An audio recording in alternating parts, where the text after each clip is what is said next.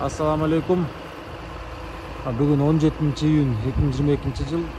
Рейнек кең шарбасында мына кечеттен бери сынаш басып атабыз. Кудай буйрса кышка дайындык көрүп атабыз. Мына момундай болуп атат. Мунун бир кылдаттык жасай турган эмеси ушу тынбай жакшылап тебелеш керек да. Жакшылап тебелебесе мунун арасында мисал үчүн аба калып калса бул чирийт. Ошон үчүн аба калбаш үчүн абдан тебелеш керек. Мына караңыздар. Сонун тууралгандар дагы мындай майда кышында мал жегенге өтө ылайыктуу болот бул. Мына чыктуу тоют да мына бөт витаминдин баары ушунда калат. Караңыздар. Сиңимдүүлүсү дагы оңой болот. Өтө мыкты тоют. Биз көп жылдан бери ушу бизде тажрыйба бар бул боюнча.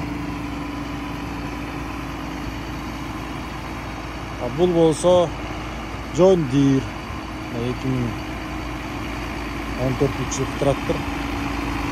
Канча жылдан бери колдонобуз, Кудайга шүгүр.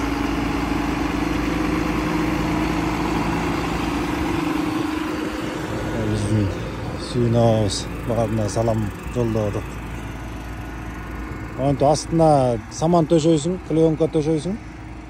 Анан катмар кылып акырынан саман чачып кете бересиң.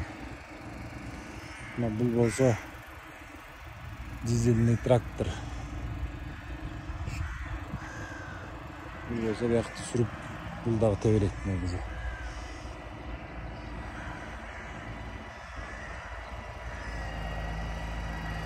Гектарына 50 тоннага чейин берип атат азыр кайрак жерден. Ал эми элдики сугат жерден болсо абдан жакшы бийил. Бул баягы немдүү болуп ошондой салмак берет да. Ошол эле биякта сакталып калат. Жакшы, абдан караңыздарчы.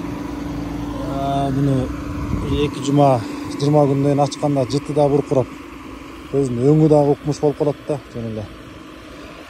Муну баягы союз убагында колхоздордо иштеп калган биздин аксакалдар абдан жакшы билет болуш керек.